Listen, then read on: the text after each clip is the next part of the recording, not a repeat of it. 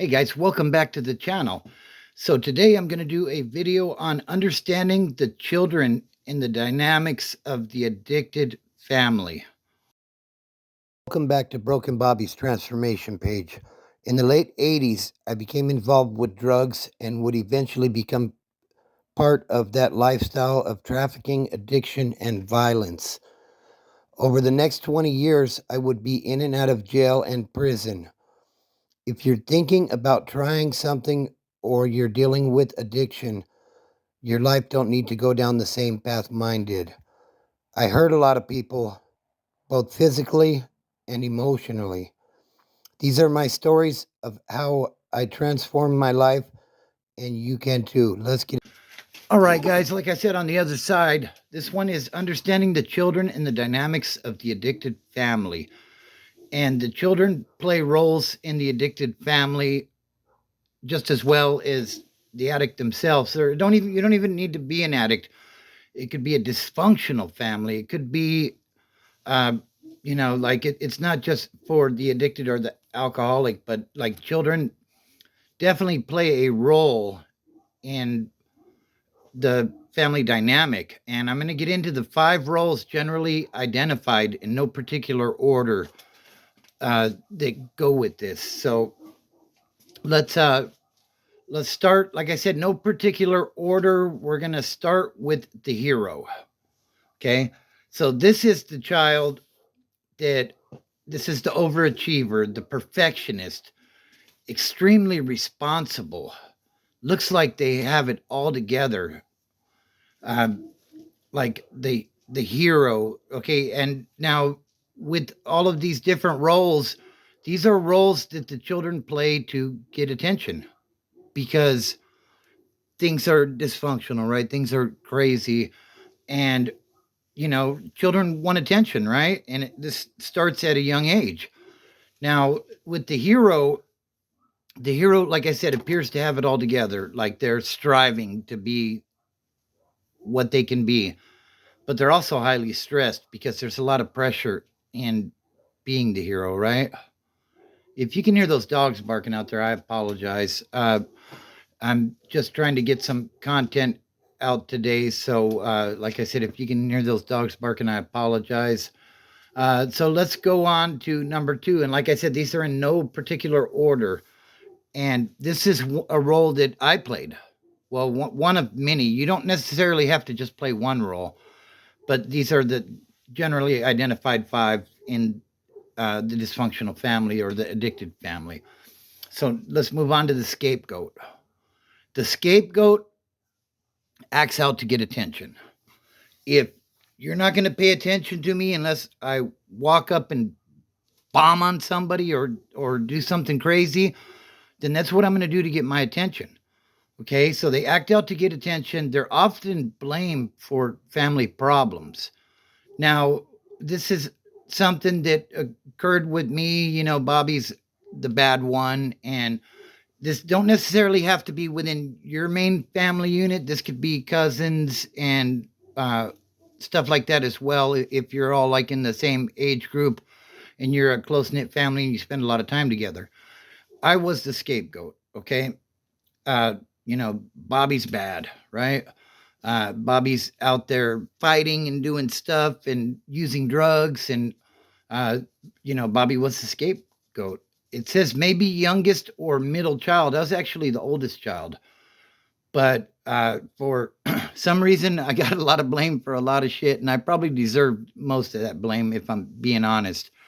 But, these roles are very important. If you have children and you're dealing with something, uh, you might be surprised in looking at your children. You might say, "Oh wow, that's the scapegoat, that's the hero, that's the mascot, whatever." So that was the scapegoat. Then you have the caretaker. Now the caretaker is the one that takes responsibility for caring for the family. Uh, to the point where they may neglect their own needs. They're very helpful. They're, gonna help the other kids get ready for school, maybe walk them to school. Uh, comb their hair, do whatever needs to be done because it's not getting done in this family. So that's the caretaker. I was never a caretaker. Uh, role number three is the mask, or role number four rather. Uh, excuse me, is the mascot. Now the mascot is the class clown type.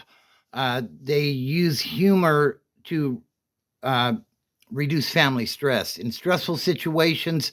They're always clowning around, and it's something that they use. They're the entertainer of the family, right? When something's going on that stresses them out, they use humor to uh, try to lower the stress level.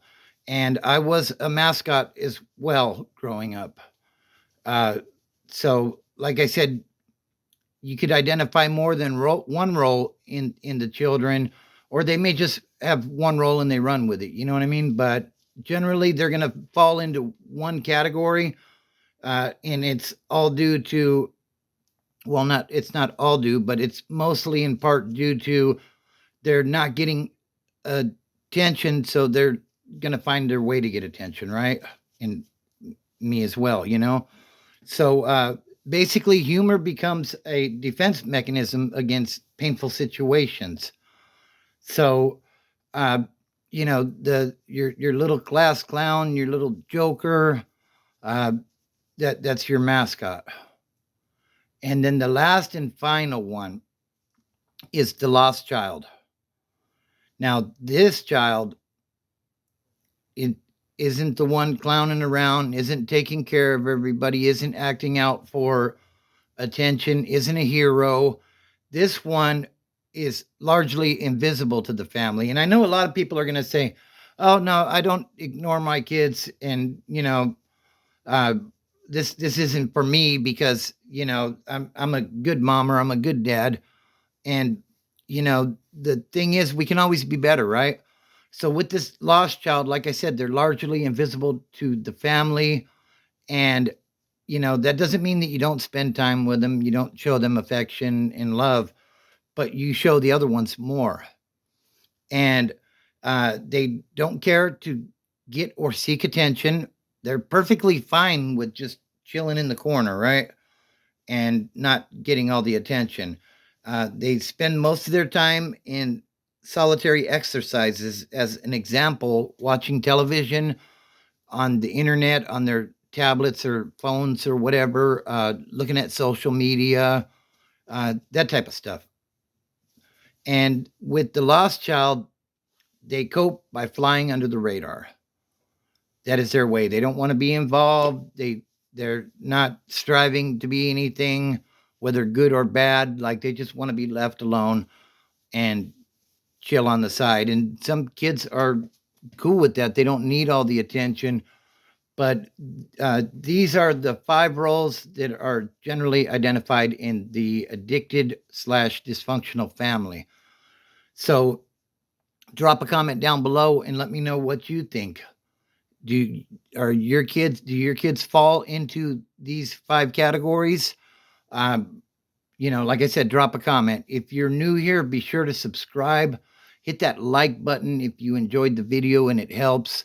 Also, drop a comment. Let me know. Do your kids fall within these ranges? Did you fall within these ranges? Like I said, I was the scapegoat. I was the mascot, and maybe at times a little bit of lost child. Um, I never really wanted to be a hero. I was a hero in my own mind. I didn't need anybody else to say, "Oh wow, Bobby, you're doing great." Nah, I was cool, like I'm over here chilling, right? Caretaker, not really, but mascot and scapegoat were my main two jams, I guess you would say. So that's the video for today on understanding the children of the addicted family and the dynamics. I butchered that. You have to forgive me. But yeah, this is stuff that's going on. So if you identify with it or you see it in your children, drop a comment down below and let me know. I really appreciate all the feedback, and I do my best to answer every comment that is given. Um, also, so hit the like button, subscribe, drop a comment, share the video. It really helps to grow the channel, and we're doing okay here, you know. So this is my therapy doing this stuff. So I appreciate all of you that watch. Uh, Also, you can become a member of the channel. Hit that join button, or you can hit the Cash App if you're so inclined. I'm not asking anybody to send me any money. I'm all right, you know. Uh, but the Cash App is the best way. TikTok has, or not TikTok, YouTube. I'm still fighting with YouTube over my W-2s. Apparently, they think that they don't match, but they do. Interesting, right?